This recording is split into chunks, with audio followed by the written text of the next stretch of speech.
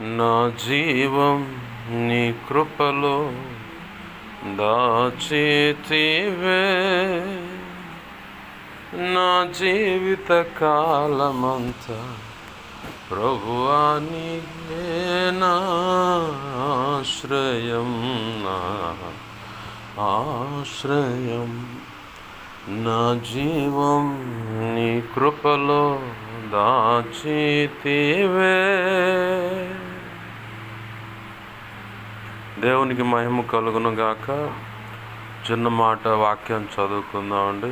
ఎఫెసీయులకు రాసిన పత్రిక 4వ అధ్యాయము 25వ వచనంలో మొదటి మాట నేను చదువుతున్నాను.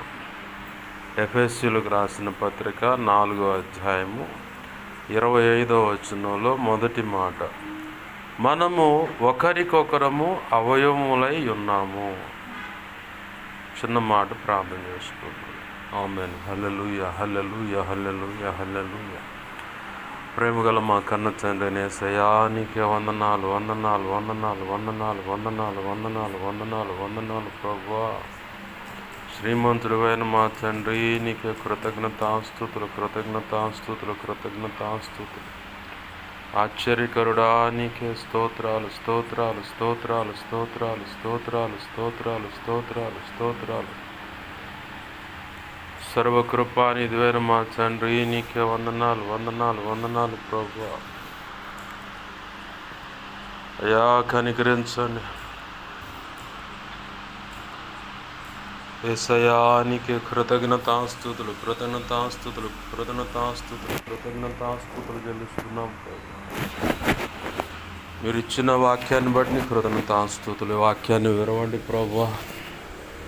వాక్యము చాటున మీరు దాచి ఉంచిన మాకు అవసరమైన నీ మనసులో ఉద్దేశించుకున్న ప్రతి సంగతిని బయటకు తెచ్చి నీ పక్షం వహించిన నీ దాసుని నోట మాటలు ఉంచి, మీ దాసుని మీ సిలువు చాటును మరుగుపరిచి, మీ దాసుని ముఖాంతరంలోంచి మీరు కనపడుచు నీ అనాది సంకల్పంలో నా ప్రభువా నువ్వు నిర్ణయించిన ధారాళమైన ఈ అల్పుడికి నువ్వు నిర్ణయించిన ధారాళమైన ఈ ఆత్మ నడిపింపు, లేఖన ప్రత్యక్షత, ఆత్మ ప్రత్యక్షత, వాక్శక్తిని అనుగ్రహించి నీవే నీ ప్రజలతో సూటిగా, తేటగా, స్పష్టంగా మీరు మాట్లాడండి.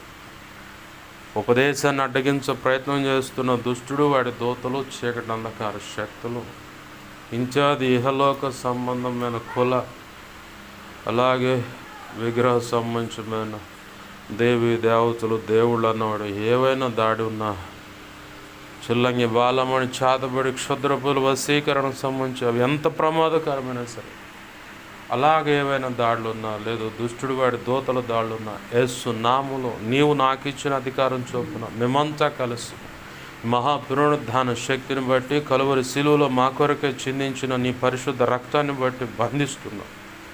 నిత్య నరకంలోకి విసిరి కొడుతున్నా. అక్కడ ఇప్పుడు అవి యేసునాలు వాటి ప్రభావం లయమైపోవును గాక.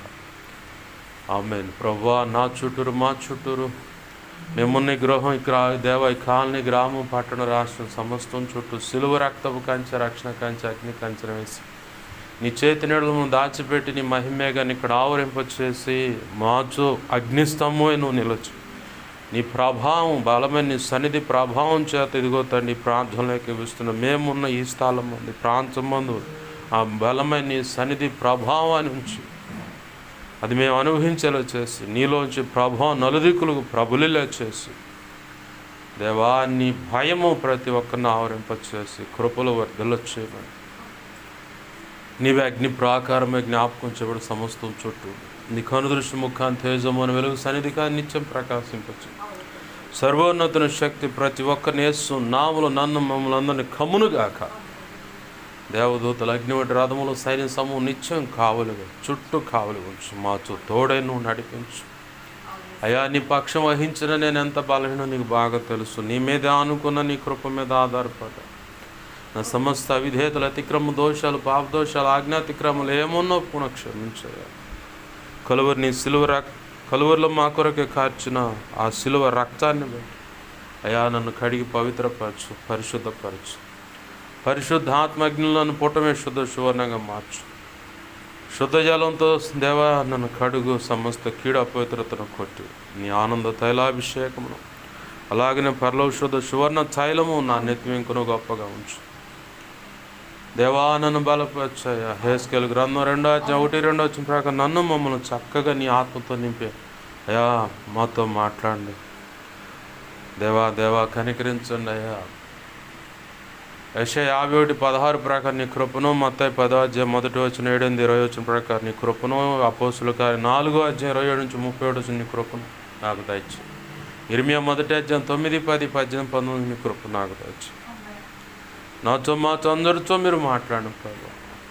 మేము ఈరోజు తెలుసుకోవాల్సింది, పాటించవలసింది, నీ అనాది సంకల్పంలో మేము ఉండవలసిన రీతి ఏమైనదో అన్ని విధాలు అన్ని విషయాల్లో మాకు ఇప్పుడు అవసరమైన మేము అర్థం చేసుకోగలిగేవి ప్రతిదీ తేటగా మాకు బోధించి మనం బలపరచమని, ఆత్మకార్యమును జరిగించమని, మేము సంపూర్ణ సిద్ధి పొందటానికి సంపూర్ణంగా ఈ భూమి మీద మా పట్ల నువ్వు కలిగిన ప్రణాళిక అనుగుణంగా నీ పని చేసి నీ నామాన్ని ఘనపరచడానికి కూడా కృప అనుగ్రహించమని, అలాగ ఉపదేశించి మమ్మల్ని కార్యోన్ముఖులుగా చేసి ముందుకు నడిపించమని, ఓచం అందించమని.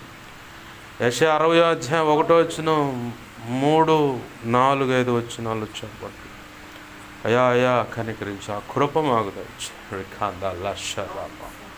అన్ని విధాలు ఆశ్రయించి కృపల వర్తలు చేసి నువ్వు మాత్రం మహిమ పొందువు. యేసయ్య నామంలోనే ప్రార్థించి నీ లేఖన ఇచ్చిన వాక్యాన్ని బట్టి కృతజ్ఞతాస్తుతులు చెల్లించి ఉపదేశాన్ని నన్ను మమ్మల్ని చేతులు కాపజేసి మహింపరచుకుంటున్నాం మా తండ్రి. Amen, amen, amen. ప్రభునందు సమకూడిన నా ఈ మాటలు వింటున్న ప్రతి ఒక్కరికి ప్రభు అయిన యేసుక్రీస్తు వారి పేరట నా హృదయపూర్వకమైన వందనాలు. అందరికీ వందనాలు. చదువుకున్న లేఖన భాగంలో మనకు కనపడుతున్న మాట, మనము ఒకరికొకరము అవయములై ఉన్నామని. వాస్తవానికి ఒక విశ్వాసైనా, పరిచారకులైనా, సంఘ పెద్దలైనా, లేదు సేవకుడు లేదా సేవకురాలైనా, వాళ్ళు స్త్రీలు కావచ్చు, పురుషులు కావచ్చు, దేవుడు కోరుకున్నటువంటి అంటే మన ప్రాణప్రియుడు, మన జన్మత కర్మత పాపాల నుంచి మనల్ని విమోచించినటువంటి విమోచకుడు, భయపడమాక నేను నీకు తోడై ఉన్నానని, భయపడమాక నిన్ను విమోచించిన వాడు నీకు భర్త ఉన్నాడని, భయపడమాక నీవు నా సొత్తు అని చెప్పన్న యేసు ప్రభు వారు నిన్ను నన్ను మనల్ని అందరిని ఎలా చూస్తూ ఉన్నాడంటే వధువుగా చూస్తూ ఉన్నాడు. అంటే ఒక స్త్రీ మూర్తిగా, లేదంటే ఒక దేహంగా చూస్తూ ఉన్నాడు. మనిషిలో కాళ్ళున్నాయి, చేతులున్నాయి, కళ్ళున్నాయి, ఇంచాది ఇక ప్రతి అవయవం కూడా ఉంది. ఏ అవయవం సరిగా పనిచేయకపోయినా మనిషి డేలా పడి ఓ చోట నీరసంగా కూర్చుంటాడు. అవునా కాదా? అలాగనే ప్రభు అన్నాడు పౌలు భక్తుని ద్వారా కొరింథీ పత్రిక, 1 కొరింథీ పత్రికలో 12వ అధ్యాయంలో కృపావరాలు ఏమనగా అని చెప్పి ఆ మాటలన్నీ ముగించిన తర్వాత 13 లేదా 14 వచనం కానించి కిందికి గమనిస్తే దేహంలో ఉన్న అవయవాలకు వర్ణన చూపిస్తాడు. అక్కడ కళ్ళు అంటాయట, నేను చూడటానికి సహకరించను. మరి ఎలా ముందుకు ఎలా వెళ్తుంది? కుదరదు కదా. కాళ్ళు అంటదట, నేను ముందుకు అడిగేనాను. ముందుకు అడిగేయకపోతే ఎలా? అంటే సంఘంలో ఉన్నటువంటి వ్యక్తులు, దేవుని యొక్క ప్రణాళికలో ఏర్పరచబడిన ప్రతి ఒక్కరూ విలువైన వాళ్ళే. ఏ ఒక్కరూ తృణీకరించడానికి కూడా అర్హులు కాదు. తృణీకరించడానికి కూడా మనకు అర్హత లేదు. కాబట్టి ముంగమూరు దేవదాసయ్య గారు పెద్దలు ఇచ్చిన ఒక సలహా, ఏ వ్యక్తిని కానీ, ఏ మతాన్ని కానీ, ఏ డినామినేషన్ కానీ తృణీకరించరాదు, ద్వేషించరాదు. నీకేదైనా తెలియని సంగతులు ఉంటే నా దగ్గరకు వచ్చి మోకాళ్ళి ప్రార్థన చేయి, నన్ను అడుగు, నేను చెప్తాను అన్నాడు. అది చాలామంది గొప్ప గొప్ప దైవజనులు అవ్వటానికి కారణమైన అంశం అన్నమాట. మనం దాన్ని ఆచరణలో పెట్టినప్పుడు ఖచ్చితంగా ప్రభు మనకు ఉన్నతమైన కృపనిచ్చి ఆయన కృపలో వాడుకుంటాడు. ఆమెన్, హల్లెలూయా. అయితే ఇక్కడ దేవుని పనిలో ప్రతి ఒక్కరూ మన అవయవాలమే. ఏ ఒక్క వ్యక్తి అయినా దేవుని సన్నిధికి రాకపోతే, లేదంటే మన మధ్యలో లేకపోతే, వారి విషయమై భారం కలిగి మనం ప్రార్థన చేయవలసి ఉంది. అయ్యా, ఏ కారణాన్ని బట్టి ఆ వ్యక్తి ఆగిపోయారో, లేదంటే అనారోగ్య సమస్య, ఇక్కడికి రావడానికి ఆర్థికంగా ఇబ్బందులు ఉన్నాయా, లేకపోతే భార్యాభర్తల మధ్య సమస్య, ఇంకేంటి, ఏ కారణాన్ని బట్టి ఆ వ్యక్తి రాలేకపోతున్నాడు, లేదంటే మనల్ని మనం స్వపరీక్ష చేసుకుంటే, ప్రభువా నా మాట తీరును బట్టి కానీ, నా ప్రవర్తన బట్టి కానీ, ఏ విషయంలో అయినా ఒకవేళ ఆ ఎదుటి వ్యక్తికి గాయం కలిగేలాగా నేను ఎక్కడన్నా ప్రవర్తించుంటే, మాట్లాడి ఉంటే, నడుచుకొని ఉన్నట్లయితే నన్ను క్షమించు ప్రభువా. ఆ వ్యక్తితో సమాధానం పడి, ఇదిగో తండ్రి, మేము సమిష్టిగా ముందుకు వెళ్ళవలసిన వారమై ఉన్నాము. నీ ప్రేమ రాజ్య సువార్తను ప్రకటించాలి. నీ ప్రేమ రాజ్యాన్ని భూమి మీద మేము కట్టాలి. ఆ ప్రేమ రాజ్యంలో మా మటుకు మేము నీ పక్షంగా కదిలేటువంటి సైనిక గణముగా ఉండాలి. పౌలు భక్తుడు అంటాడు, తిమోతి పత్రికలు అట్టుకుంటా ఒక మాట ఉంటుంది, జట్టి అయిన వాడు నియమం ప్రకారం పోరాడాలంట. నియమం ప్రకారం పోరాడాలంటే మనకెవరో ఒకళ్ళు సపోర్ట్ ఉండాలి. మనం అనుకుంటాం, ఈ వ్యక్తి ప్రార్థన చేస్తే నాకేం ఉపయోగం ఉంటుందని చెప్పని. మన ఆలోచన, ఆసక్తి అంతా ఎలా ఉంటుందంటే, గొప్ప పేరుగాంచిన గొప్ప దైవజనుడు వచ్చి నా కోసం ప్రార్థన చేయాలన్నది ఒక కోణం, ఆశపడతాం. రెండో కోణం ఏంటంటే, ఆయన మా ఇంటికి రావాలా, నా మీద చేతుల నుంచి ప్రార్థన చేయాలన్నది ఇంకొక కోణం. ఇంకొక కోణం ఏంటంటే, ఆయన పక్కన ఫోటో దిగాల, లేదంటే కొంతమంది దైవజనులు ఫోటో పెట్టేవాళ్ళు అంట. ఈ ఫోటో పెట్టి ఆ ఫోటో ముందు కూడా శాలేమన్న చెప్పేవాడు, నా ఫోటో పెట్టి నాకు పూజలు చేయటం మొదలైంది, నన్ను ఉంచుతారా పంపిస్తారా ఏందని చెప్పని గతంలో ఒక 6-7 సంవత్సరాల క్రితం చెప్పిన మాట అది. అంటే దైవజనుడు ఆరాధకుడుగా మారిపోయిన పరిస్థితులు. అయితే ఇంకో మాట కూడా చెప్పాడు, దైవజనుడి యొక్క ఫోటో అక్కడ ఉండటం వల్ల ఆ దైవజనుడు ముఖకాంతిలో నుంచి దేవుని యొక్క మహిమ ప్రకాశిస్తూ ఉంటుంది. కాబట్టి ఒక ఇంట్లో దురాత్మలు రాకుండా ఆగిపోవడానికి దైవజనుని యొక్క ఫోటోనే కారణమైందంట. దేవునికి మహిమ కలుగునుగా. హల్లెలూయా. ఆరాధించకుండా అలా దైవజనుడు ప్రేమను బట్టి ఫోటో పెట్టుకుంటే తప్పులేదు. ఏంది, ఇక్కడ తల్లి ఉండేది ఇంతకు ముందు, పాస్టర్ గారు షాలేం రాజు గారి ఫోటో, నీ ఫోటో ఇద్దరు పక్కన దిగుతున్నట్టు ఫోటో నాకు కావాలో లామినేషన్ చేయించు అంది. డబ్బులు కూడా అడగల, అడావుడిగా మనంతా ఉత్సాహం కదా ప్రారంభంలో, వెళ్ళిపోయి టక ఫోటోలు తీసి వాళ్ళకి ఇలా ఉండాలి పిక్చర్లు, ఇది పరిస్థితి అని చెప్పని ఫోటో తీసా. ఆ ఫోటోని ఇలా 2 చేతులు ఇలా పట్టుకొని దిగిన ఫోటో. షాలేం రాజు గారు కూడా అలానే ఫోటో దిగితే సేమ్ అలానే ఫోటో ఉండాలని ఫోటో దిగి ఆల్బమ్ చేసి ఫ్రేమ్ కట్టించి ఇంచుమించుగా 700 ఖర్చు అయినట్టుంది. తీరా అంతా అయిపోయిన తర్వాత తల్లి అంది, మీ ఇద్దరి మధ్యలో నేను ఉండాలి, అలా కావాలి ఫోటో అంది. తెక్కలదా మంచిదా ఏం అర్థం కాక ఏదైతే అదైందని ఫ్రేమ్ తీసుకుపోయి బీరువాలు పెట్టా. ఇప్పుడు నువ్వేసే కోరికలకి నీ చేతిలో డబ్బులైతే ఎన్ని సింధులైనా వేయచ్చు. రూపాయి లేదు, ఇటు చేయాలంటే ఏమో ఉన్నాయి, తాత ముత్తాతల ఆస్తులు ఉంటే పక్కన పెట్టురా అండు దేవుడు. నోరు మూసుకొని ఒంటి చేతులతో నా వైపు నిలువురా అండు. నేను ఇస్తా, నీకు ఏది కావాలన్నా, ఎవరి మీద ఆధారపడమాక నన్ను అడుగు అండు. సరే ప్రభు, నేను అలానే ఫాలో అవుతున్నా. ఇప్పుడు 700 నష్టం, అడిగితే ఎత్తదా, ఇయ్యదు. ఎందుకు ఈ మాట నేను పరిచయం చేస్తానంటే, ఒక్కొక్కళ్ళ పైత్యం అట్టుంటుంది, మీ ఇద్దరి మధ్య ఆడకూతురు ఎట్టుంటుంది, మీ ఇద్దరి మధ్య నేను ఉండాలని. నాకు కోపం వచ్చి ఓ పక్క నవ్వు వచ్చి ఏమనాలగా అర్థం కాక సైలెంట్గా వెళ్ళిపోయాక. ఒక్కొళ్ళు ఎట్టుంటారనమాట భక్తి సాధనకి. ఎందుకు వచ్చేటు ఏది దైవజనుడిని విగ్రహంలాగా పెట్టుకొని ఆరాధించేవారు అనమాట. అయితే మనం అలా ఉండకూడదు, కానీ ప్రభువుకే ఆ మహిమను ఆపాదించాలి. ప్రభువులోనే మనము వర్ధిల్లాలి. అయితే దైవజనుడు వచ్చి ఏదో ప్రార్థన చేస్తే అద్భుతం అని కాదు, కానీ ప్రభు కృపలో మనమంతా అవయవాలమై ఉన్నాం. ఏమై ఉన్నాం? అవయవాలమై ఉన్నాం కాబట్టి ప్రభు యొక్క సైన్యంగా మనం ఉన్నాము. జట్టి అయిన వాడు నియమం ప్రకారం పోరాడతాడు. నియమం అంటే వెనకాల ప్రోత్సహించేవాళ్ళు ఉండాలి.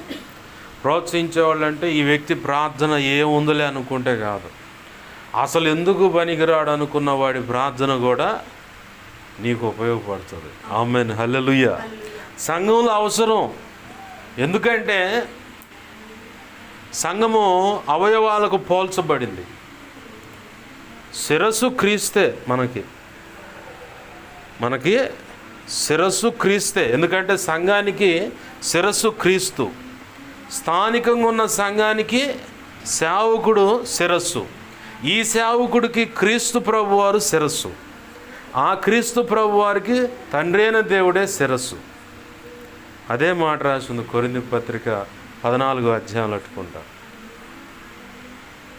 క్రీస్తుకు శిరస్సు తండ్రి అయిన దేవుడు, సంఘానికి శిరస్సు క్రీస్తు. ఈ 3 మాటలు రాసి ఉంటాయి. అలాగనే స్థానికంగా సంఘానికి శిరస్సు ఎవరు? సేవకుడే. ఇప్పుడు ఈ తల భాగాన్ని సైతానుగాడు కొట్టేశాడు అనుకో, విశ్వాసిగా నేను శిరస్సుగా ఉండొచ్చు. అంటే ఒక సంఘ కాపరి శిరస్సుగా ఉంటాడు. అన్నిటికంటే ప్రాధాన్యంగా యేసు ప్రభువారే నీకు శిరస్సుగా ఉంటాడు. అయితే ఇక్కడ తల భాగాన్నే మెయిన్ టార్గెట్ చేస్తాడు సైతానుగాడు. విశ్వాసినైనా, పరిచారకులైనా, సంఘ పెద్దలైనా, సేవకులైనా తల భాగాన్నే టార్గెట్ చేస్తాడు. తల భాగాన్ని ఎందుకు టార్గెట్ చేస్తాడంటే, వాడు మొదటిగా మన తలంపులు, ఊహల, ఆలోచనలోకి వచ్చేసి చిన్నగా మనస్సులో, అంటే ఈ హృదయంలో క్రీస్తు ప్రభు వారికి సింహాసనం వేసి నువ్వు ఆశీనుడు అయి ఉండు ప్రభువా, నన్ను ఏలు అని చెప్పని బాప్తీసు అనుభవంలో ఆయన ఎదుట ప్రమాణం చేసి ఒప్పుకొని ఆయన చేత ప్రదానము చేయబడ్డాం. ఇప్పుడు ప్రదానం చేయబడ్డ ఆడపిల్లకి ప్రేమగా ఉండేది ఎవరు? ప్రేమగాను ప్రియముగాను నా సర్వస్వం అనుకుంటుంది ఎవరి గురించి? నేను ఎవరికైతే ప్రదానం చేయబడ్డానో ఆ భర్తగా ఎంచబడినటువంటి ఆ వ్యక్తినే హృదయమంతా నింపుకొని తన మనసులో ఉన్న అనేక కలల చేత, ఆశలు, కోరికల చేత నింపబడి ఉంటుంది. అవునా? యేసు ప్రభు వారి దగ్గరకు కూడా మనం బాప్తీసు అనుభవంలోకి వచ్చినప్పుడు ఆయనని మన హృదయంలో ఉన్నటువంటి సింహాసనం మీద ఆసీనుడుగా ఉండి నన్ను ఏలు ప్రభువా అన్నాం. సైతానుగాడు తలని ఎందుకు టార్గెట్ చేస్తాడంటే, తలలో ఇప్పుడు చెప్పుకున్నట్లుగా 3 కోణాలు ఉన్నాయి. ఒకటి, నువ్వు విశ్వాసి కావచ్చు, పరిచారకుడు కావచ్చు, లేదంటే సంఘ పెద్ద కావచ్చు. ఈ 3 కోణాల్లో స్త్రీ కానీ పురుషుడు కానీ ఉన్న వాళ్ళ తలను టార్గెట్ చేస్తాడు. రెండవదిగా సేవకుడు, సేవకురాలు ఒక తలగా ఉంటారు, వాళ్ళను టార్గెట్ చేస్తాడు. మూడవదిగా సంఘాన్ని లేదంటే పరిచర్యని టార్గెట్ చేస్తాడు. అయితే మొదటిగా మనము విశ్వాసి లేదంటే సంఘ పెద్దలు, పరిచారకుల జాబితాను మొదలుపెట్టాం. మనం ప్రభు కృపను బట్టి ఆయన ధ్యానిస్తా మనకు అన్ని విషయాలు విశదపరిచి చెప్తా ఉన్నాడు. శ్రద్ధ కలిగి ఆలకిద్దాము. అయితే తలను కొడటానికి తల మీదే ఒక టార్గెట్ సైతానుగాడికి. ఎందుకంటే నీ తలంపులను, నీ ఊహలను, ఆలోచనలన్నీ ఎక్కడ ఉంటాయి? ఇక్కడే ఉంటాయి.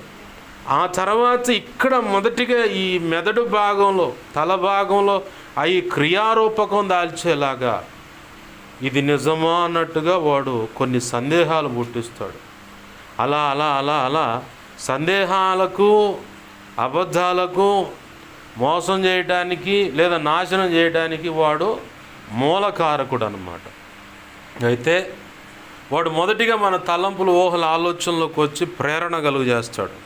ఆ తర్వాత డైరెక్ట్గా హృదయంలోకి వచ్చి యేసు ప్రభు వారి కోసం నువ్వు వేసినటువంటి ఆ సింహాసనం మీద యేసయ్యను ఉండనీయకుండా, యేసయ్య అంటే వాక్యము, యేసయ్య అంటే వాక్యము, యేసయ్య అంటే ప్రార్థన, యేసయ్య అంటే విజ్ఞాపన, యేసయ్య అంటే పరిశుద్ధాత్మ, యేసయ్య అంటే అగ్ని, ఈ సమస్తానికి కారకుడైనటువంటి మూర్తిమత్వం అయినటువంటి యేసు ప్రభు వారిని అక్కడ ఉండనీయకుండా దించేసి ఏంది ఎవరి ద్వారా చేతులారా నీ ద్వారానే అక్కడ ఆయన ఉండనీయకుండా దించేసి సైతాన్ గాడికి ఆలోచనలకు ఇచ్చావు కదా అవకాశం, తలంపులు, ఊహలు, ఆలోచనలు హృదయంలో అవన్నీ హృదయంలోకి వచ్చేలా వాడికి అవకాశం ఇచ్చావు.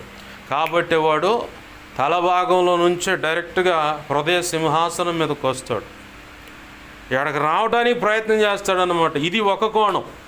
దేవునికి మహిమ కలుగును గాక. హల్లెలూయా. ఇది ఒక కోణం, తల భాగంలోంచి నీ మీదకి ప్రవేశించటం, నీలోకి ప్రవేశించటం అనేది. రెండో భాగం ఏంటి పాస్ గారు అంటే, నీ మీద ప్రత్యేకమైన అభిషేకం ఉంది. ప్రత్యేకమైన అభిషేకం ఉంది. ఈ అభిషేకాన్ని బట్టి నీకు ప్రభు కృపలో కొన్ని కృపలు ఇచ్చాడు.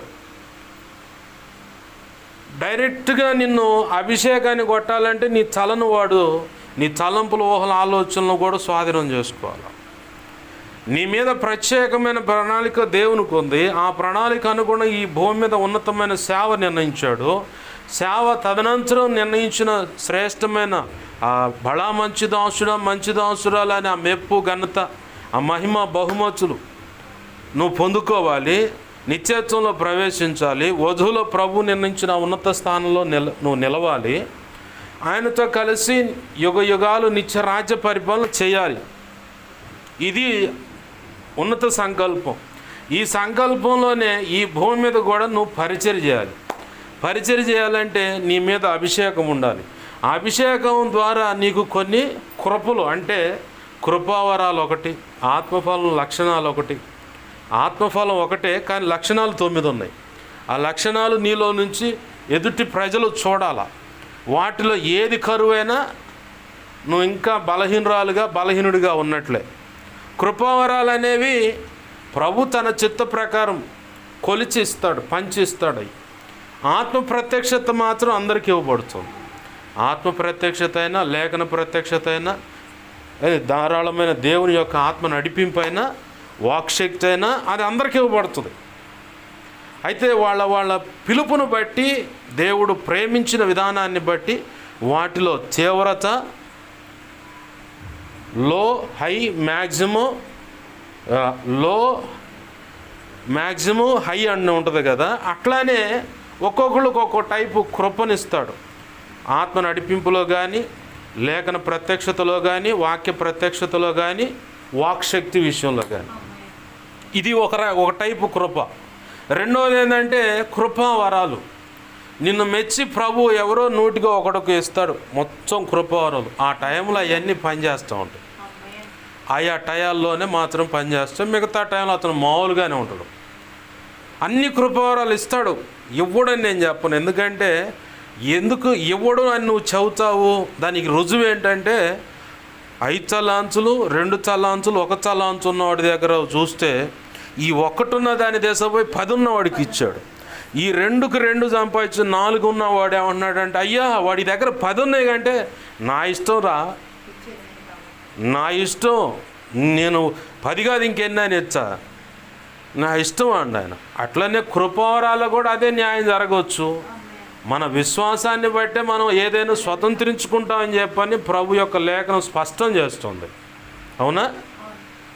ఆ కోణంలోనే నేను చెప్తున్న మాట అది ఖచ్చితంగా జరుగుతుంది నా ప్రభు కృపను బట్టి. ఆమేన్, హల్లెలూయా.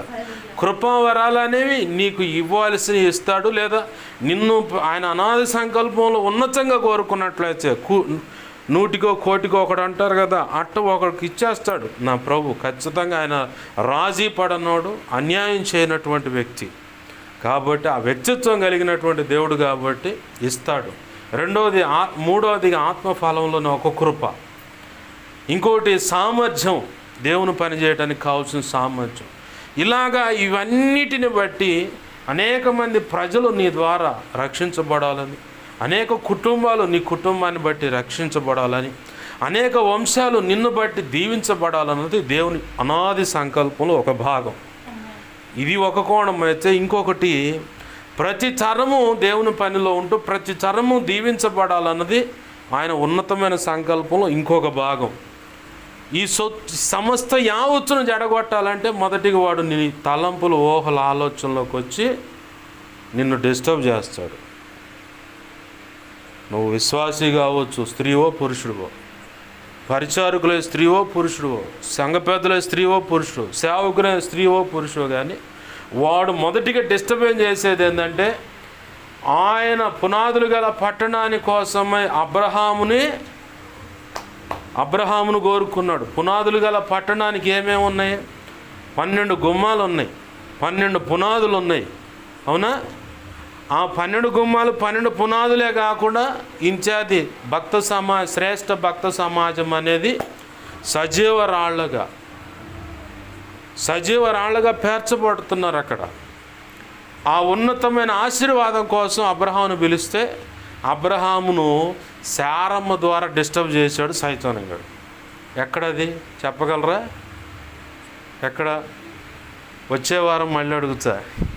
మా గొద్దు పాస్ గారు ఈ ట్విస్టులు ట్రస్టులు అన్నది అంటే హాగర్ని తీసుకొచ్చి, అయ్యా ఇన్నేళ్ళు అవుతుంది పిల్లలు లేరు, ఏమి లేరు, ఆ దేవుడు ఎప్పుడు వచ్చాడో ఏమో తెలియదు, కానీ ఇదిగో నా దాసి అయిన హాగర్తో పోయి పిల్లలు కానీ నాకు పిల్లలకి ఎట్ట అవుతారు?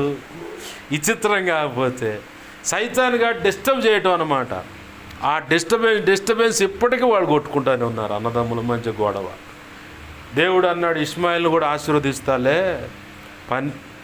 అతనిలోంచి రాజులు వస్తారు, 12 మంది రాజులు. అంటే 12 మంది రాజులు వచ్చారు, వాళ్ళతో మెచ్చిన వాళ్ళు ఇంకో 10 మంది కలిశారు. 22 దేశాలు కలిసి ఇజ్రాయెల్ దేశం మీద ఇప్పటికీ పోరాడుతూనే ఉన్నారు కనబడకుండా. సైతాన్ గారు తెచ్చిపెట్టిన స్విచ్ అన్నమాట. అయితే దేవుడు మాత్రం దాన్ని ఆశీర్వాదంగానే మార్చాడు. ఆమేన్, హల్లెలూయా. ఆశీర్వాదంగానే మార్చాడు. ప్రభు అన్నాడు కదా అబ్రహాముతో, నీ భార్య చెప్పినట్టు చెయ్యి, పంపించేసే హాగర్ను, ఆమె బిడ్డను పంపించేసా. ఏంది ప్రభు అంటే, నేను చూసుకుంటా, నేను ఆశీర్వదిస్తా. అతనిలోంచి కూడా వస్తారు, రాజులు వస్తారు, 10 మంది రాజులు వస్తారు అతనిలోంచి కూడా, నేను ఆశీర్వదిస్తాను. అయితే అతను అడవి గాడిద స్వభావం అంటే పొరపాటును కూడా మాట ఉండవు అని. మామూలుగా ఆడితే వెనకాల పోయి నిలబడి చెగిరిగిరి తన్నుద్ది అది. ఇప్పుడు అడవి గాడిద స్వభావం అంటే అది ఇంకా మూర్ఖంగా ప్రవర్తిస్తుంది. వాడి యొక్క స్వభావం అది అన్నాడు. ఆ సంతానంలో కనపడుతూనే ఉంది. అదంతా తండ్రిని బట్టే పోలికలు కనపడతాయి కాబట్టి, తల్లిదండ్రుల పోలికలను బట్టి, అంటే తండ్రికి కలయిక వల్లే భార్య ద్వారా పిల్లల ఉత్పత్తి అనేది ఉంది కాబట్టి, ఆ రక్తం ఇమిడిస్తేనే ఎవరినైనా కదిలిస్తే అచ్చంగా వాళ్ళు అయ్య పని చేసినట్టు చేస్తాను. వీడు మామూలుడు కాదు, వాడు అయ్య అంత మొండోడు, ఈడు కూడా అంతే అని చెప్పి, లేదంటే వాళ్ళ తాత ఎంత మొండోడు, ఈడు కూడా అంత మొండోడు అని చెప్పని ఇట్లా ముద్రలు వేస్తూ ఉంటారు. అట్లానే ఆడ స్వభావం కనపడుతుంది. అయితే సైతాన్ గాడు అబ్రహామును డిస్టర్బెన్స్ చేశాడు. హాగర్ అనే వ్యక్తిని ముందుకు తెచ్చి శారమ్మను ముందు డిస్టర్బ్ చేశాడు. తర్వాత భార్యను ఎందుకు గాయపరచాలని చెప్పని అబ్రహాం కూడా తలూగి ముందుకు అడుగులు వేస్తే ఇష్మాయిల్ అనే సమస్య వచ్చింది. ఆ డిస్టర్బెన్స్ తర్వాత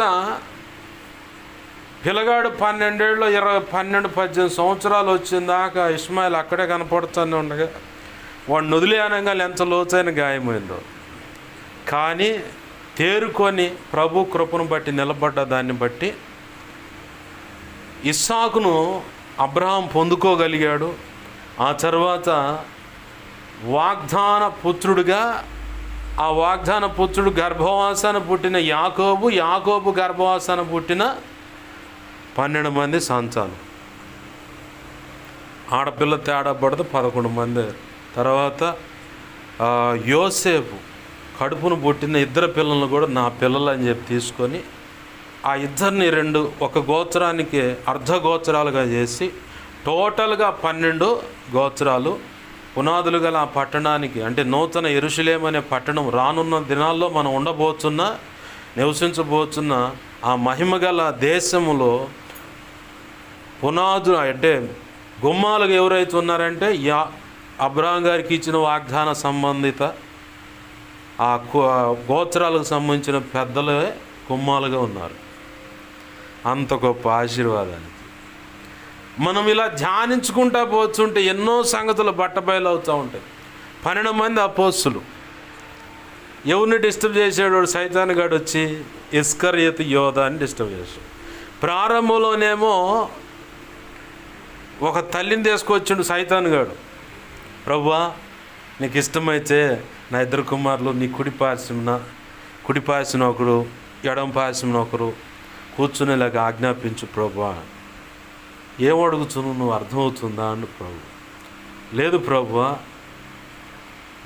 మహిమలో నువ్వు ఉన్నప్పుడు కుడివైపు ఒకడు ఎడమవైపు ఒకడు నా పిల్లలు కూర్చునేలాగా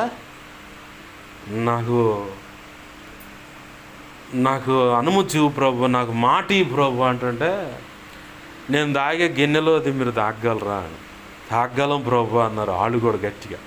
మీరు తాగలరేమో కానీ కుడివైపు ఎవడో ఎడమవైపు ఎవడో కూర్చునేది నా చేతిలో లేదు, తండ్రి చేతుల్లో ఉంది. తండ్రి చేతుల్లో ఉందని ఆ మాట అయిపోయిన తర్వాత ఈ ఏళ్లలో ఇలా కుమ్ములాడి పెట్టాడు సైతాను గారు. ఆ తల్లిని ఆ 2 పిల్లలను వాడుకొని వీళ్ళలో డిస్టర్బెన్స్ తెచ్చాడు వాడు. ఇక నాలో ఎవరు గొప్ప సంఘంలోకి చూస్తాం. ఏంది ప్రారంభంలో నేను వస్తే ప్రారంభం నుంచి ఉన్నా నేను అని చెప్పాను. అవును, ఓకే ఉన్నావు, ఏం చేయాలా? ప్రభువే ఉన్నాడు, ప్రారంభం లేదు, ముగింపు లేదు, మధ్యలో లేదు అబ్బాయి, అందరూ అవయవాలే. ఆమేన్, హల్లెలూయా. ఎందుకంటే చెయ్యి చేయాల్సిన పని చెయ్యి చేయాల. ఈ చెయ్యి చేయాలంటే ఖచ్చితంగా మెదడు అనుమతి ఇస్తేనే జరగాల. ఈ కాలు కదలాలంటే మెదడు అనుమతి ఇస్తేనే జరగాల. కన్ను స్పార్క్లో అలా పసిగట్టాలంటే మెదడు ఆజ్ఞాపిస్తేనే జరగాల, లేకపోతే ఏం జరుగుతాయా? మొత్తం కుప్పగా కూర్చొని ఇప్పుడు పక్షవాతం. ఇప్పుడు నిన్న గరువుపాలెం అనే ప్రాంతంలో ఒక తమ్ముడు ఉన్నాడు, మేనమామ వరుస అవుతాడు ఆయన చిన్న కుమార్తె భర్త అన్నమాట. తెలంగాణలో ఎక్కడో జాబ్ చేసే కాడ విగ్రహ సంబంధించింది ఏదో పెట్టారంట. అక్కడ నుంచి వస్తుండగా ఏదో ఒక శక్తి, విగ్రహ సంబంధించిన దేవుడో దేవత ఏదో మొత్తానికి, నన్ను వదిలి వెళ్ళిపోతున్నావు కాబట్టి నీ అంతు చూస్తా, నిన్ను చంపేస్తా అన్నాడు. అది అన్నాడంటే అతను. ఇంటికాడికి రాగానే ఇట్లానే స్థలం విషయంలో ఇష్యూ అయితే వాళ్ళు కొంతమంది పలానోడు చేశారన్నా వచ్చి ఇలా నిమ్మకాయ పెట్టిపోతా ఉన్నారు, నీకు చెప్పాగా మావయ్య అన్నాడు నా ఎదుట. తర్వాత దేవుడిని అడిగితే అది వాస్తవమేనా అన్నాడు. అక్కడ కూడా డెలివరెన్స్ ప్రే చేసే ఒక సేవకుడు ఉన్నాడు. ఆయన ద్వారా జరగాల్సిన విషయాలు జరిగించాడు. తర్వాత నన్ను కూడా తీసుకెళ్ళి మిగతా విషయాల్లో సంపూర్ణంగా ప్రభు కృపను బట్టి వాడుకొని ఆయన అనుకున్న పని, యేసయ్య అనుకున్న పని జరిగించాడు. ఆమేన్, హల్లెలూయా. ఆ అబ్బాయి పరిస్థితి ఏంటంటే క్యాన్సర్ అని చెప్పని కరెంటు పెట్టిస్తే కాళ్ళు పనిచేయట్లా. ఇక ఆ పిల్లగాడు నా చెయ్యి అంత ఉంది, కాళ్ళు అంత బక్క చిక్కిపోయి ఆ సాక్స్ వేసుకున్నాడు. ఏది మనకు మోకాలు నొప్పి వస్తే ఇక్కడ తొడుగుతామే అలాంటి కింద పాదం కానించి మోకాలు దాకా సాక్స్లు వేసుకున్నాడు. ఆ మంచంలోనే కూర్చొని మాట్లాడుతున్నాడు. అక్కడే ఉండి ప్రేయర్ చేశాడు. ప్రభు కృపను బట్టి విడిపించాడు ఆ బంధకాల నుంచి కూడా. దేవునికి మహిమ కలుగునుగా. హల్లెలూయా. ఎందుకు ఈ మాట పరిచయం చేస్తా ఉన్నా అంటే, ఏది సరిగా మెదడు ఆజ్ఞాపించకపోతే ఎక్కడికక్కడ సప్పగా కూర్చోవటమే, ఏం పని చేయకుండా సప్పగా కూర్చోవటమే. అయితే సైతాన్ గాడు ఏం చేస్తాడంటే, మనకు వాడు చేసిన పని ఏంటంటే, అపోస్తుల్లో 12 మంది అపోస్తుల్లో మొదటిగా ఒక ఆడగూతును వాడి ఆ 2 పిల్లల విషయంలో నేను గొప్ప అని డిస్టర్బెన్స్ చేశాడు. ప్రభు అన్నాడు వాళ్ళకి సిగ్గు రావాలని ఒక పసిబిడ్డను తీసుకొచ్చి నిలబెట్టి, నా నామం పేరిట వీళ్ళు ఇలా పసిబిడ్డలు ఎవరైతే చేర్చుకుంటారో వాళ్ళు పరలోక రాజ్యం ప్రవేశం పొందుతారు. ఇంకో మాట అన్నాడు, చిన్న పిల్లల మనస్తత్వం. ఆమేన్, హల్లెలూయా. చిన్నపిల్లల మనస్తత్వంలో ఇప్పుడు ఏదైనా తినుబండారం వాడి దగ్గర ఒక లడ్డు ఉందనుకుంటే వాడు ఒక్కడే తింటూ ఉంటాడు, పక్కన నలుగురిని పోగేసుకొని, రే నాకు కూడా ఈరా అని చెప్పని పక్కన అడుగుతూ ఉంటాడు. మనం చూడాలి, చిన్నప్పుడు మనం చేసిందే కదా అంతా. సరే ఇంకోసారి మాట నన్ను తిట్టను కొట్టనంటే ఇస్తా, సరే అని చెప్పని ఆ లడ్లో చేతికి వాడికి వచ్చిన 2 ఏళ్ళకి వచ్చినంత తీసి వాడికి పడుతుంది. తీసుకున్నవాడు కూడా బాగుందని చెప్పని కావాలని తీసుకొని తింటాడు. ఒకవేళ చాక్లెట్ అనుకో నోట్లో పెట్టి దాన్ని పగలగొట్టి ఒక్కొక్క ముక్క ఇస్తే, అంటే కల్మషం లేనటువంటి మనస్సు, భేద తారతమ్యాలు చూపకుండా, పగ ప్రతీకారాలు అనేది లేకుండా, అసమాధానం అనేది లేకుండా సమాధానం కలిగి, చిన్న సమస్యను వెంటనే వాళ్ళు ఆ కొద్దిసేపు ఉంటారు, కానీ వెంటనే ఇక్కడ వీడు తన్నులు తింటాడా, ఏదో గాయం అయితే వాళ్ళ అమ్మ కూడా ఎరగ కోటింగ్ వేస్తుంది, మళ్ళీ తిని కొద్దిగా ఆగిన తర్వాత ఒక గంట తర్వాత మళ్ళీ పోయి వాడితోనే ఆడతాం. అంటే చిన్న పిల్ల వంటి మనస్తత్వం. ఇది కూడా కాకుండా ఇంకొకటి కూడా ప్రభు చేశాడు. ఏంటంటే ఒక పాత్ర తీసుకొచ్చి నీళ్లు పోసి కాళ్ళు పెట్టండి రబ్బాయి, అందరూ కాళ్ళు పెట్టండి అని చెప్పని వరుస పెట్టి అందరి కాళ్ళు కడిగి తుండువాచ వాళ్ళ కాళ్ళను తుడిసి, ఇలాగా మీరు ఒకరినొకరు తగ్గించుకోవాలి, ఒకరినొకరు హెచ్చించుకోవాలి అన్నాడు. ఆమెన్, హల్లెలూయా. కారణం ఏంది? ఆ తల్లి తెచ్చిపెట్టిన అభ్యంతరాన్ని బట్టి ప్రభు ఆ మాదిరి చూపించాడు. అక్కడ సైతాన్ గాడు ఏదో చేద్దాం అనుకుంటాడు, కానీ ఇంకొకటి ఏంటంటే అది ప్లస్ అయింది. వాడు సిగ్గుతో ఏడ్చుకుంటా పోయి ఉంటాడు నాకు తెలిసి. ఆమెన్, హల్లెలూయా.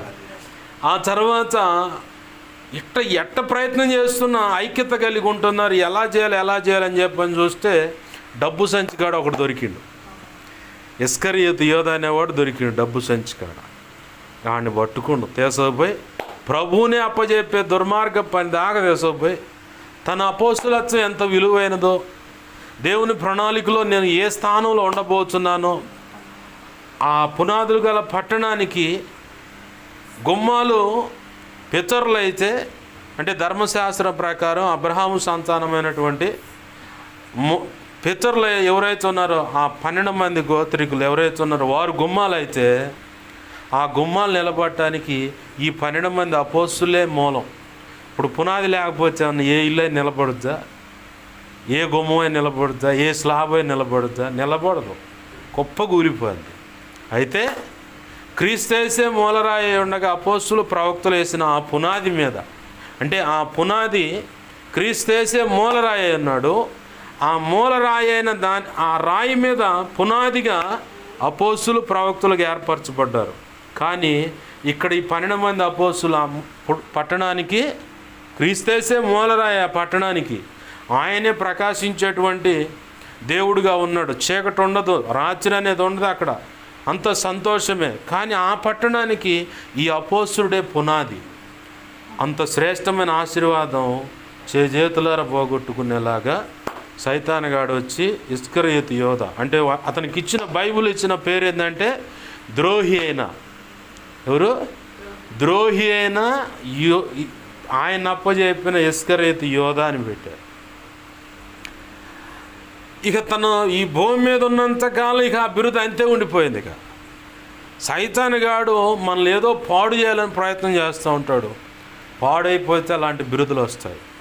కానీ ఈ 12 మంది ఈ చెప్పబడి ఈ సందర్భంలో మధ్యలో ఒక ఆయన పాడు చేయాలని చూసిండు. ప్రభు అంతకుముందే చెప్పిండు, నా గురించి ప్రజలు ఏమనుకుంటున్నారంటే నువ్వేనంటయ్యా ప్రవక్తలు ఒకడు అని, ఏలియా మళ్ళీ వచ్చాడని చెప్పని ప్రజలు అనుకుంటున్నారని చెబుతా. సరే మీరేమనుకుంటున్నారు చెప్పండి అంటే హడావుడిగా ముందుకు వచ్చి, ప్రభువా నువ్వే మనిషి కుమారుడు, నేను నమ్ముతున్నానంటే బర్యోనా, ఇది మనుషులు నీకు బయలుపరచలేదు కానీ తండ్రి అయిన దేవుడే బయలుపరిచాడు, నువ్వు ధన్యుడు అని. నువ్వు కేఫావి అంటే బండవి, ఈ బండ మీద నేను సంఘాన్ని కడుతున్నా. ఆ సంఘం ఎదుట పాతాళ లోకపు ద్వారాలు నిలబడవు అసలు. ఏంది? పరలోక యొక్క ద్వారము, పరలోకానికి సంబంధించిన తాళవు చెవి నీకు ఇస్తున్నా. ఏంటిది? తాళవు చెవి నీకు ఇస్తున్నా. అయితే ఈ భూమి మీద ఏది బంధిస్తావో అది అక్కడ నేను బంధిస్తా, ఈ భూమి మీద దేన్ని విప్పుతావో అది అక్కడ నేను విప్పుతాను, నీకు ఇలా సర్వ అధికారం ఇస్తున్నా అని చెప్పని చెప్పగానే వెంటనే ప్రభు అన్నాడు, సమయం కూడా జరగల, ఆ మాట చెప్పి వెంటనే మనిషి కుమారుడు లోకరక్షకుడుగా వచ్చినటువంటి నేను ప్రజలకు అప్పజెప్పబడబోతున్నా. హింసిస్తారు, దూషిస్తారు, ఉమ్మివేస్తారు, చిత్రహింసలు పెడతారు, సిలువుకు వేస్తారు, ప్రాణం తీస్తారు. అయితే నేను 3వ దినాన తిరిగి లెగస్తాను. వెంటనే వెళ్ళిపోయి పేతురు గారు హడావుడికి యేసయ్య చేయబట్టుకొని, ప్రభు అది నీకు దూరం అవును కాక దూరం. ప్రభు అన్నాడు, దూరం అవునుగా కాదు, నీ విశ్వాసం తప్పిపోకుండా నీ కోసం ప్రార్థన చేశా. ఏంది? నీకోసం ప్రార్థన చేశాను. అయితే నువ్వు స్థిరపడిన తర్వాత నీ సహోదరులను బలపరిచి నడిపించు అన్నాడు. ఇంకో మాట చెబుతున్నాను, నన్ను ఎరగవని ముమ్మారు అబద్ధం ఆడతావు, ఆ తర్వాత కోడి కూసుద్దాడు.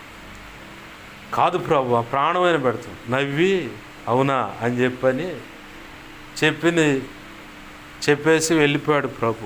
ఆ తర్వాత అప్పచెప్పబడిన తర్వాత ప్రభు చెప్పినట్టే ముమ్మారు అబద్ధం ఆడాడు. ఆ తర్వాత కోడి కూసింది.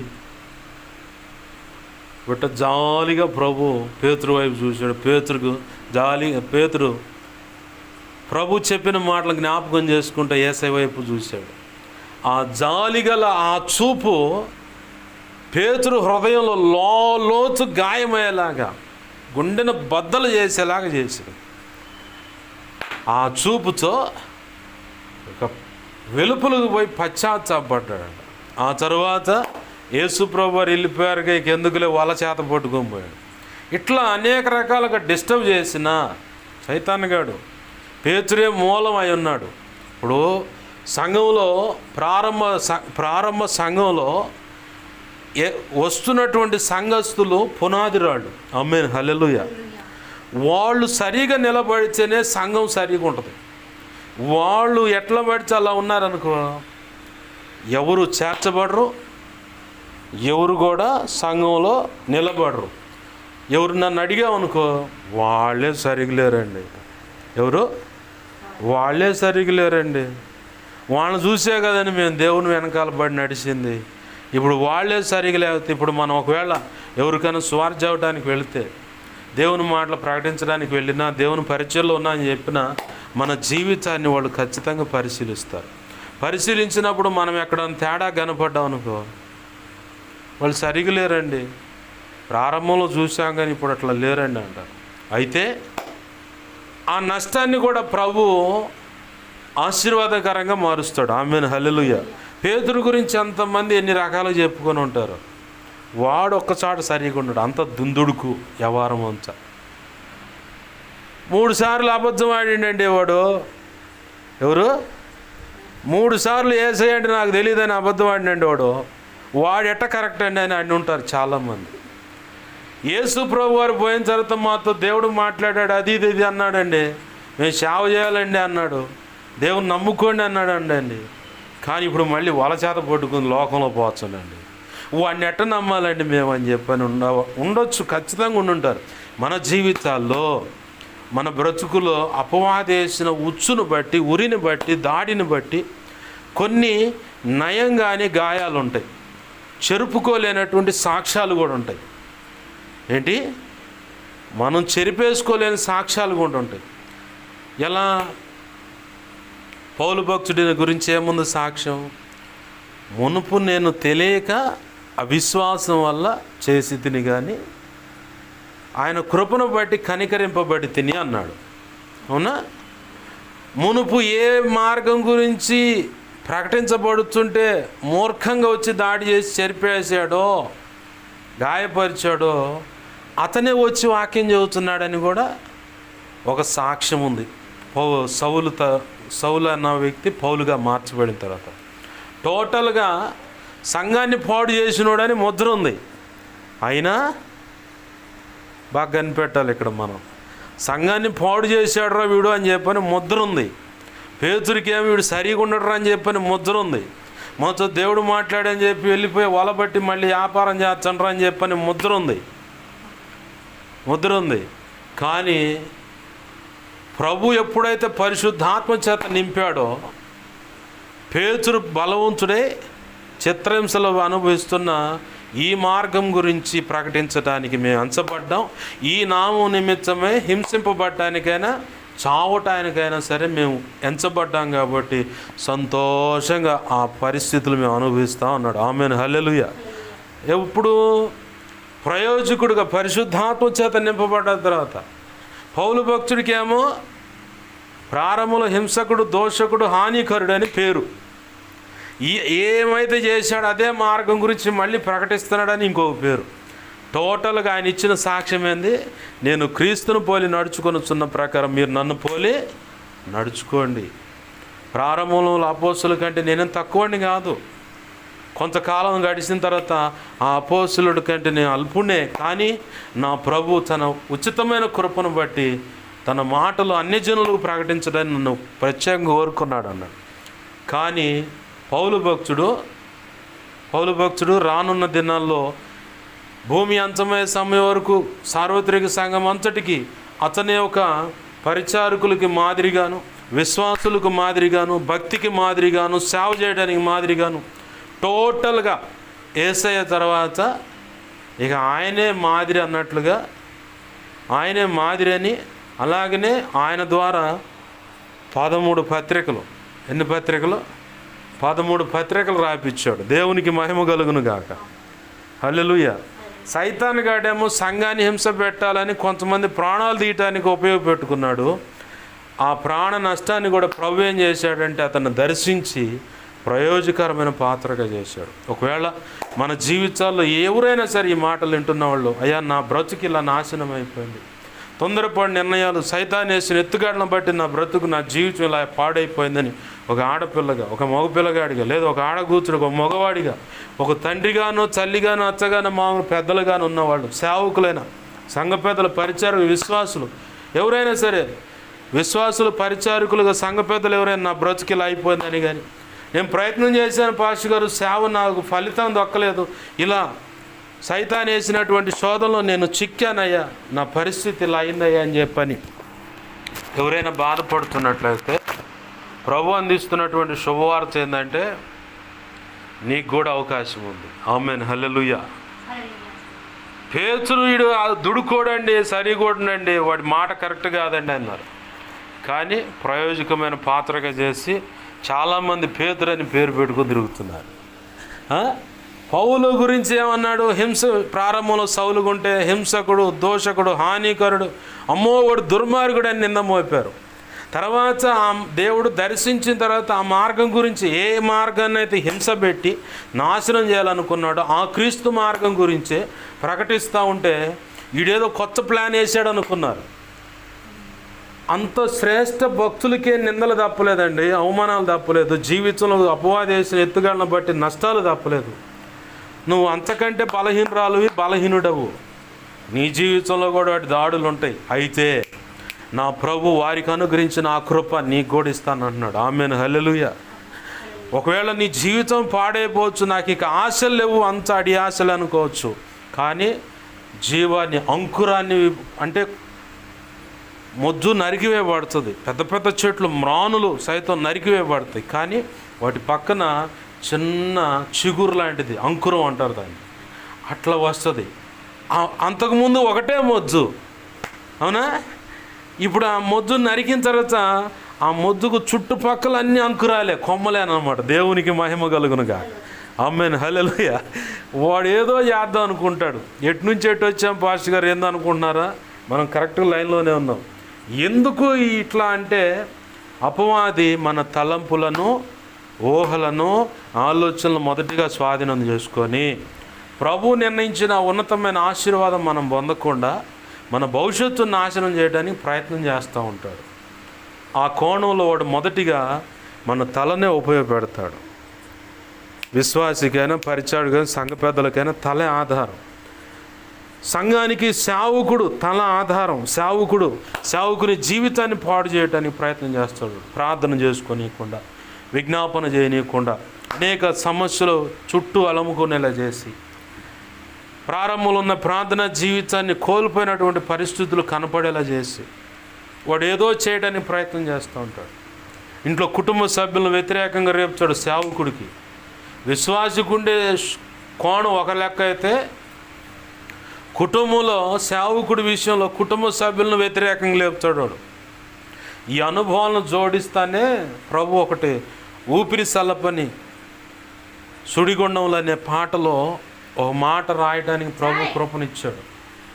ఏంటి ఆ మాట అంటే, తల్లిదండ్రుల ప్రేమలోని స్వచ్ఛత కపటాన్ని కూడా తెలిపావయ్యా, అలాగనే తోబుట్టుల యొక్క ప్రేమలోని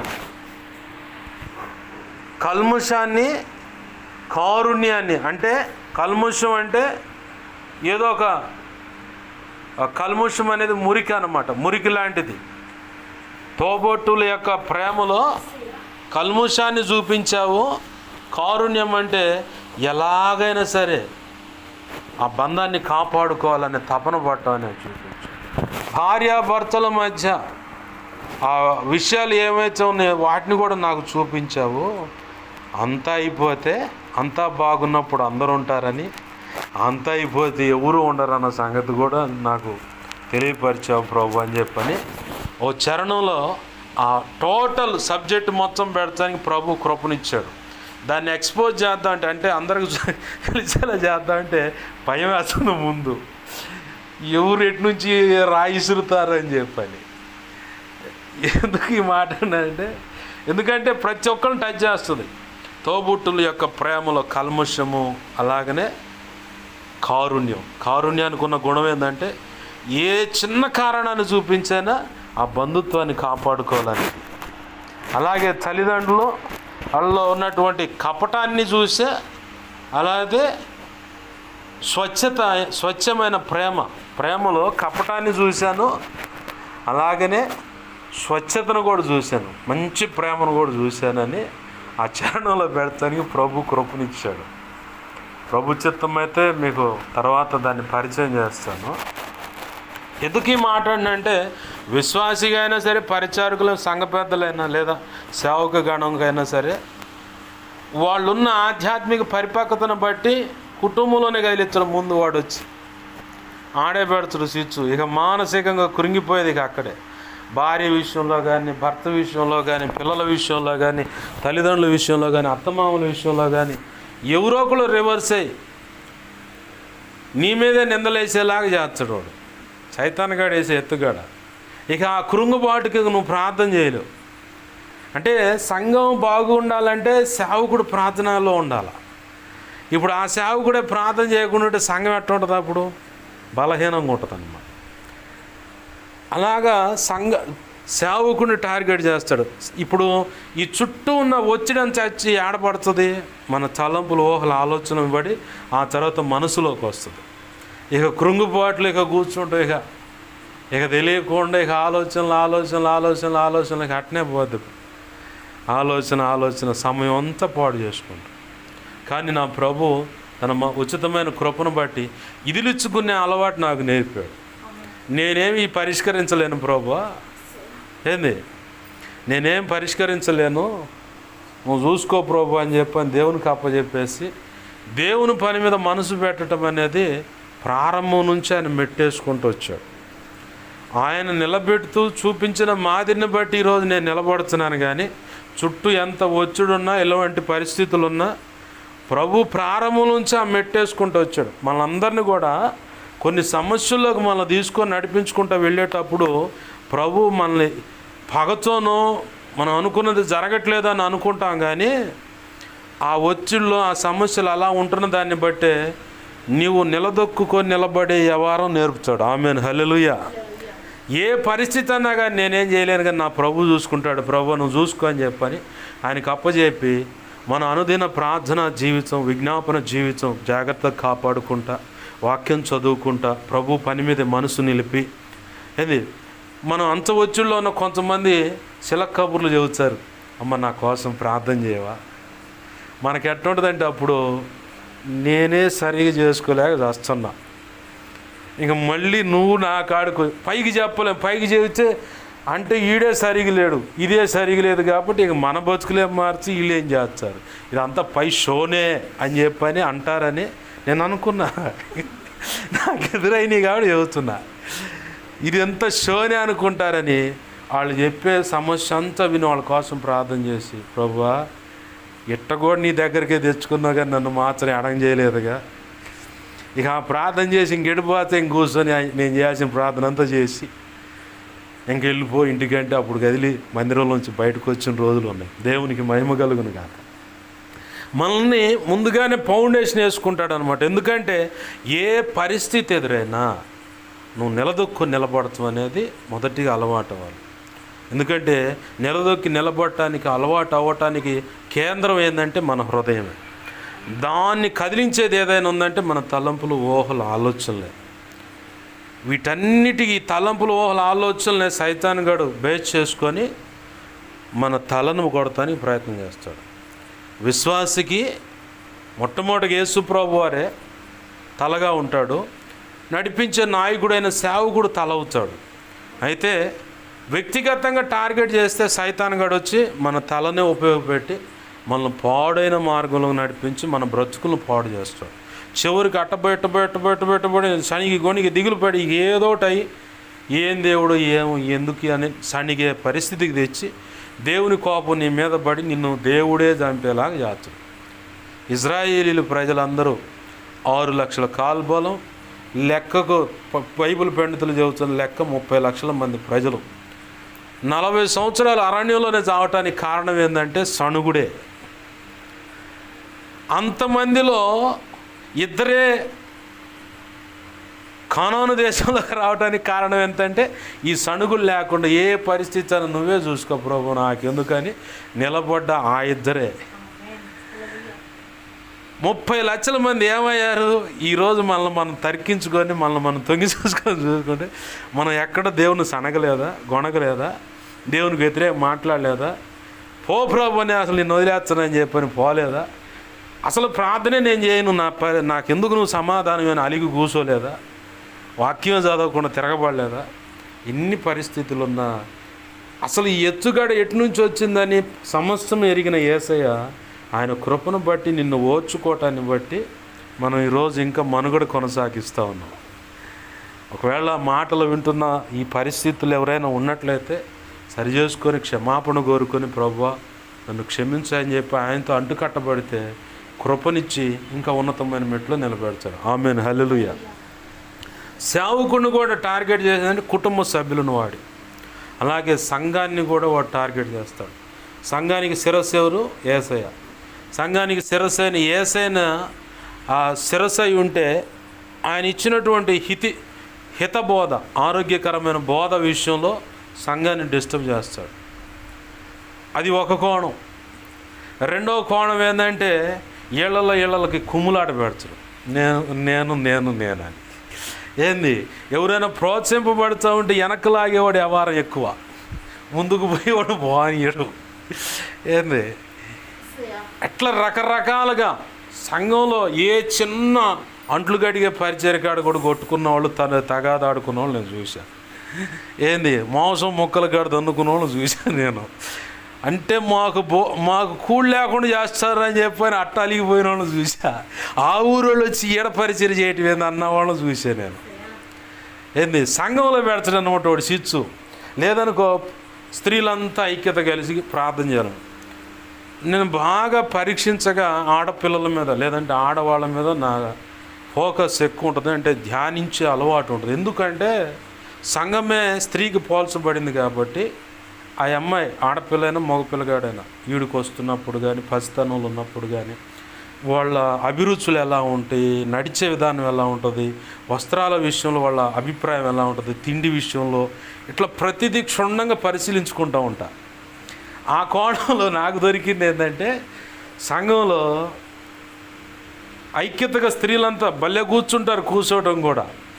ఆటోలో చూడాల పనికి పోయేటప్పుడు ఒకళ్ళ మీద ఒకళ్ళు 40 మంది అయినా కూర్చుంటారు. మళ్ళీ ఆర్టీసీ బస్సులో సీటు కాడ ఏంది జరగాల పో అతలు పో అని చెప్పంటారు. సంఘంలో వచ్చినప్పుడు కూడా ఇక్కడ కూర్చోమంటే ఏంది మీ వాళ్ళనే నీతో బాగా మాట్లాడుతున్నారని అట్ట పెట్టుకుంటారు తగాదా. ఏంది, ఐక్యతగా ప్రార్థనలో కూర్చుంటే ప్రార్థనలో ఏదన్నా చిన్న మిస్టేక్ జరిగితే చూసి వదిన వాళ్ళు పలానా ఇటు అది కరెక్టేనా ప్రార్థన? అసలు ఈ లోపల ఎవరు వాళ్ళ మధ్యలో ఏం ఫేవర్గా ఉండే ఆ సమాచారం అందించగానే బొగ్గు మాటది. ఇక నీళ్ళ మీద పెట్రోల్ పోసి మంటేసినట్టే. ఇక అది చల్లారదు. పాస్టర్ గారు ఎంత పోరాడినా, పాస్టమ్ గారు ఎంత పోరాడినా, దేవుడే వచ్చి వాక్యం ద్వారా గద్దిస్తున్నా, మొన్న మా సంగతి తెలిసింది కాబట్టి ఈ పాస్టర్ గారు కావాలని చెబుతున్నారని అట్టగోడు వాడు నూరిపోతాడు అనమాట సైతానుగా. అట్ట ప్రార్థనలు ఐక్యత లేకుండా జడగొడచుడు, పరిచర్లు ఐక్యత లేకుండా జడగొడచుడు. మధ్యలో ప్రభువులు తీసుకుంటున్నా కానీ ఇరువురి మధ్యలో పరిశుద్ధాత్మ ద్వారా కలిగించు ఐక్యత, ప్రేమను, బంధం చేత అతకబడిన వారే ఒక శరీరంగా మీరు ఉండాలంటే పొరపాటును కూడా ఆ మధ్యలో శాలేమన్న చెప్పిన బాప్తిస్మ ఇచ్చేటప్పుడు ఆయనకు కూడా తగిలారంట. పాస్టర్ గారు ఈ చెయ్యికి మాత్రం బాప్తిస్మ మొత్తానికి అదే కుదురుద్దామా. ఇప్పుడు అట్టాని బ్యాచ్ తయారయ్యారు సంఘాల్లో.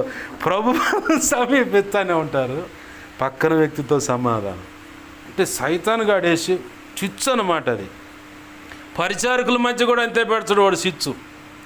గొలుసు ప్రార్థన చేస్తారా?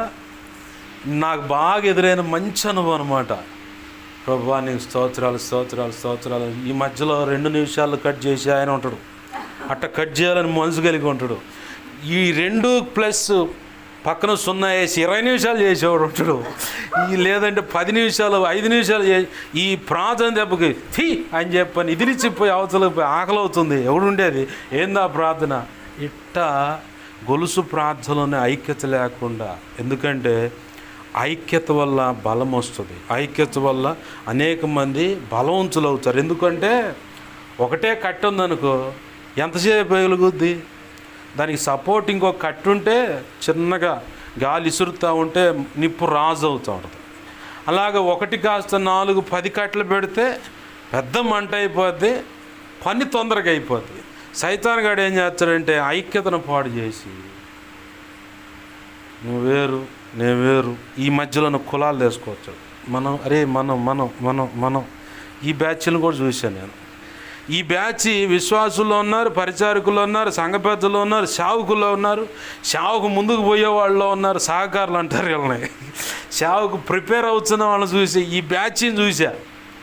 అంటే సమిష్టిగా 133వ కీర్తన అనేది నెరవేర్చబడకుండా, ఆ ఐక్యత అనేది లేకుండా, ఐక్యత ఉంటే బలమైన సంఘం అది. ఆమేన్, హల్లెలూయా. ఇప్పుడు గతంలో చెప్పాను, వీళ్ళు భూమిని తల్లకిందులు చేసేటువంటి దేవుని కోరుకున్న యోధులు అన్న.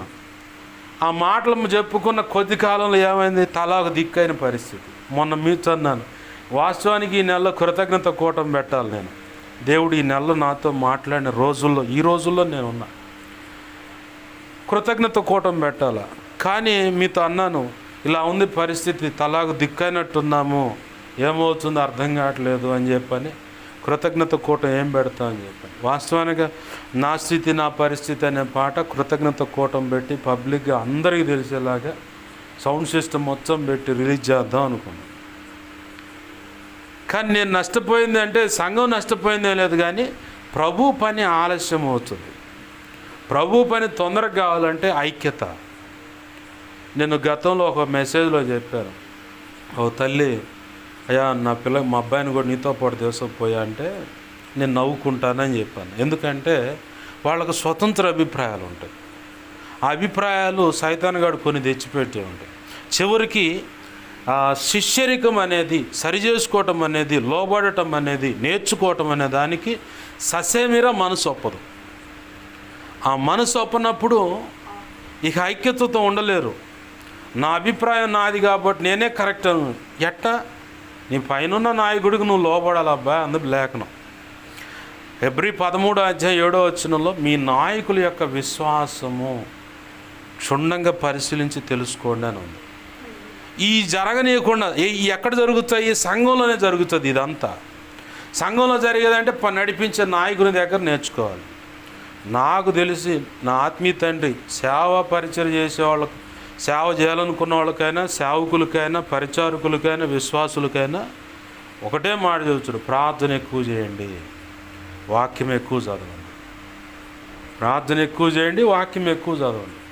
ఆయన చూసి చాలా విషయాల్లో నన్ను నేను తగ్గించుకొని అవతల వాడు నన్ను తృణీకరించినా సరే ఆ వ్యక్తితో సమాధానం కలిగి సమాధానాన్ని కాపాడుకునే విషయాలు చాలా నేను నేర్చుకున్నా. ముఖాన అని చెప్పని నీచమైన మాటలు మాట్లాడిన సందర్భాలున్నా నన్ను నడిపించిన నాయకుడిని చూసి నేను నేర్చుకున్న సందర్భాలు. ఇప్పుడు ఎందుకంటే వాళ్ళ విశ్వాసాన్ని, వాళ్ళు ఏ అనుభవాలు వెళ్తున్నారో ఆ అనుభవాలు నీకు కూడా కావాలా. పౌలు భక్తుడు అంటాడు తిమోతితో, నేను పలానా చోట శ్రమలు అనుభవించా. ఎందుకు అనుభవించా?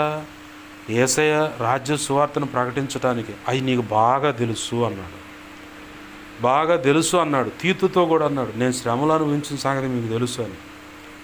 పత్రికలు రాస్తూ కూడా సంఘానికి చెప్పాడు, నేను ఇలా శ్రమల్లో బంధకాల్లో ఉన్నాను మీకు తెలుసు అన్నాడు. ఎందుకయ్యి? సేవకుని ఎత్తిపడి ప్రార్థన చేయడానికి ఒక కోణం అయితే, దేవుని రాజ్య సువార్త ఆ పరిస్థితుల్లో కూడా విస్తారంగా ప్రకటింపబడాలని, ఆత్మలు రక్షించబడాలని, ప్రయోజకమైన పాత్రలు అంటే శిష్యులైన సేవకగణం సిద్ధపరచబడాలని, అనేక సంఘాలు స్థాపించబడాలని, ప్రభు అనాది సంకల్పంలో నిర్ణయించిన ఆ పని యావత్తు సంపూర్ణంగా చేయబడాలని, ఆయన అనుకున్నట్టుగా వధువైన సంఘం కట్టబడాలని, ఇంచాది అనేక కోణాలు ఉన్నాయి. వివరించడానికి సమయం సరిపోదు కాబట్టి చెబుతున్నా. ఇది అనేక కోణాలు ఉన్నాయి. ఆ కోణాలకు అనుగుణంగా ప్రతి ఒక్కరిని చెప్తా ఉన్నాడు, ఈ శ్రమలు అనుభవించాను. ఆ అనుభవాలు చూశారు, వాటిని విన్నారు కాబట్టే తీతు అయినా, తిమోతి అయినా, ఎపఫ్రా, ఎఫోబు, ఇట్లా ఎంతోమంది, మార్క్ కావచ్చు, ఇహలోకాన్ని స్నేహించి వెళ్ళిపోయిన దేమా అన్నాడు, మళ్ళీ తిరిగి వచ్చాడు. దేమా కూడా వందనాలు చెబుతున్నాడు అన్నాడు. ఇట్లా అకుల, ప్రిస్కిల, ఇలా శ్రేష్టమైన భక్తులందరూ కూడా ఆ అనుభవాలు విన్నారు, ఆయన ఎదుర్కొన్న పరిస్థితులు చూశారు, చివరికి ప్రయోజకరమైన పాత్రలు అయ్యారు. వీళ్ళందరికంటే పౌలు తర్వాత సేవా బాధ్యతలు మొత్తం అప్పచెప్పబడింది తిమోతికి. ఆ తర్వాత తీతుకు కూడా చెబుతాడు. ఆ తర్వాత మిగతా వాళ్ళు ఉంటారు. కానీ దగ్గరుండి క్షుణ్ణంగా పరిశీలించి తెలుసుకున్న దాన్ని బట్టి ఆ అనుభవం ఎవరికి ఇచ్చారు? మోషే పక్కనే పరిచర్య చేశాడు యెహోషువ. దేవుడు అన్నాడు, నా ఆత్మ పొందుకున్నవాడు యెహోషువ, అతనే ఉన్నాడు, నాయకుడిగా ఉంటాడు అన్నాడు. అంత నమ్మకంగా దగ్గరుండి అన్ని పరిశీలన చేసినవాడు యెహోషువకి ఇవ్వబడ్డాయి బాధ్యతలు, అంతమంది నడిపించడానికి. వీళ్ళు మాటన్న సంగతి తెలుసు యెహోషువకి, ఎన్నిసార్లు తిరగబడ్డారో తెలుసు. అయినా సరే దేవుడు చెప్పాడు కాబట్టి నేను నిలబడతాను, దేవుడు చూసుకుంటాడు. నన్ను నడిపించిన నాయకుడైన ఈ మోషేకు తోడైన దేవుడు నాకు తోడై ఉంటాను అన్నాడు కాబట్టి ఆయన నడిపిస్తాడు, నా దేవుని వరకు నిలబడతానని నిలబడ్డాడు. ఏలియా తర్వాత ఎలీషా నిలబడ్డాడు. ఎలీషా నిలబడ్డాడు. ఏలియా దేవుడు ఎక్కడని చెప్పని యోర్దాను నది అవతల వాళ్ళు దాటంగానే అది మూసుకుపోయింది. 6 నెలలు పోయారు ఆ దరికి, దాటంగానే మూసుకుపోయింది. ఆకాశం నుంచి ఆ పైన వస్త్రపు చెంగు కింద పడంగా దుప్పట పడంగా తీసుకుండు. ఏలియా దేవుడు ఎక్కడని చెప్పని యోర్దాను నది మళ్ళీ కొట్టంగా పాయలైంది, ఆ దరిగిపోయింది. అది చూసిన ప్రజలు అన్నారు, ఏలియా మీద అభిషేకం ఎలీషా మీద కూడా ఉందని చెప్పారు. తర్వాత ప్రయోజకమైన పాత్ర అయ్యాడు, నమ్మకంగా వెంబడిస్తున్నదని. అడవిలో అయినా, కొండలో అయినా, గుహలో అయినా, ఎక్కడుంటే వాళ్ళ గురువు గారు అక్కడ అనేక అనుభవాలు రుచి చూశాడు. నమ్మకంగా తన నాయకుడిని విశ్వసించి పరిపూర్ణంగా అంగీకరించాడు కాబట్టి మోషేని యెహోషువ అంగీకరించాడు, అలాగనే ఏలియాని ఎలీషా అంగీకరించాడు, అలాగనే యేసు ప్రభువాన్ని అపోస్తులైన 11 మంది అంగీకరించారు. ఒకడు దారి తప్పాడు, అంగీకరించినట్టు మాయ చేసి ఒకడు పోయిండు. మిగతా వాళ్ళు ఇంకొకటి చేర్చబడ్డాడు, అతను కూడా 12 మంది అపోస్తులు నమ్మారు. అదే కోణంలో వాళ్ళకి దేవుడు కృపనిచ్చాడు. ఆ తర్వాత పౌలు భక్తుని పైనున్న పౌలు భక్తుని కిందున్నటువంటి సంఘ బిడ్డలు నమ్మారు కాబట్టే భక్తులు కొంతమంది తీర్చిదిద్దబడ్డారు. వారిలో తిమోతి మొదటిగా ఉన్నాడు. ప్రభు ఇచ్చిన కృప. ఇది జరగకుండా సైతానుగాడు ఎలాగైనా సరే సంఘంలో గలిబిలి కలుగు చేస్తాడు. ఆ గలిబిలిని బట్టి ఇక సంఘమంతో చెల్లా చెదురను, ప్రార్థన ఉండదు, విజ్ఞాపన ఉండదు, ఐక్యత ఉండదు, సమాధానం ఉండదు. ప్రభు వల్ల మాత్రం చేయేస్తారు. కట్ చేస్తే అందరు చెప్పేది ఏంది? ఇప్పుడు మనం చదువుకున్న మూలవాక్యం ప్రకారం మనమందరము ఏముంది మూలవాక్యంలో? మనమందరము ఒకటే అవయవలము. ఎఫెసీ 4:25 మనమందరం మనము ఒకరికొకరు అవయవములై ఉన్నాము. కుటుంబంలో కూడా చెబుతారు, మనం అంతా ఒకటి రా అని చెబుతారు. ఎవరి మనసుకు వాళ్ళు గోడ కట్టుకొని ఉంటారు. ఏంది సమాజంలో వ్యాపారం కాడని మనమంతా ఒకటేనా అబ్బాయి అంటారు, ఎవరికి వాళ్ళు గోడ కట్టుకుంటారు. విశ్వాసుల్లో అదే ఉంది, సంఘ పెద్దల్లో, పరిచారకుల్లో, సేవకుల్లో కూడా అదే ఉంది, సంఘాల్లో కూడా అదే ఉంది. చివరికి ఒక సంఘంలో ఉన్న వాళ్ళందరూ ఒకే రీతిగా ఉంటారని లేదు. మరి ఒకే రీతిగా ఉండేలాగా చేయగలిగింది ఎవరయ్యా అంటే పరిశుద్ధాత్మ దేవుడు మాత్రమే. ఆమేన్, హల్లెలూయా. మేడగది అనుభవంలో 120 మంది పైచులకు సమకూడితే 10 రోజుల్లో వారు సరిచేయబడ్డారు. ఈనాడు సార్వత్రిక సంఘంలో ప్రతి సంఘంలో ఉన్నటువంటి విశ్వాసులు కానీ, పరిచారకులు కానీ, సంఘ పెద్దలు కానీ, సేవకులైనా సరే వాళ్ళందరూ ఒకే తాటి మీదకి రావాలంటే పరిశుద్ధాత్మ దేవుడే రావాలి. వచ్చి ఆయన మాత్రమే. ఇక్కడ మేడగది అనుభవంలో 10 దినాలు కనిపెట్టారు. ఆ తర్వాత వాళ్ళు ఏక మనసు వస్తే బలమైన పరిశుద్ధాత్మ అభిషేకం.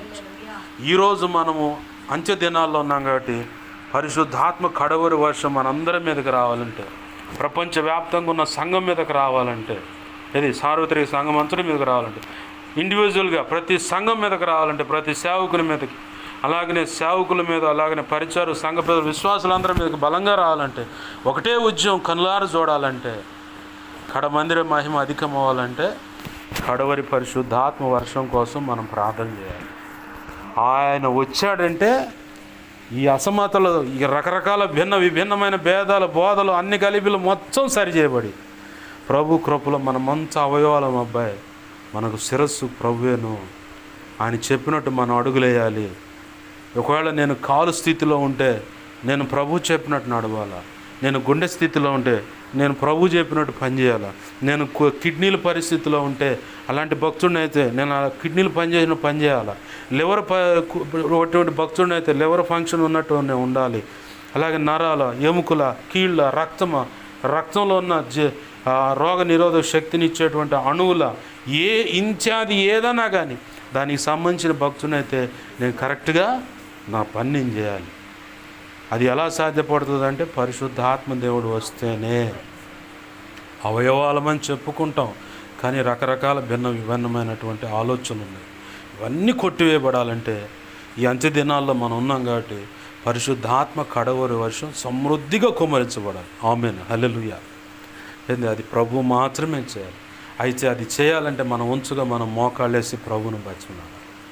అట్టి కృప ప్రభు మహోచిత కృపను బట్టి మనందరికీ అనుగ్రహించుగాక. ఆమె రండి ప్రార్థన చేసుకుందాం, దేవుని పాదాలు పట్టుకుందాం. చాలా ఉంది, ఇది చాలా లోతైన సబ్జెక్టు, కానీ సమయం సరిపోదు కాబట్టి ప్రభు దాన్ని ఆపేశాడు. దేవుని పాదాలు పట్టుకుందాం.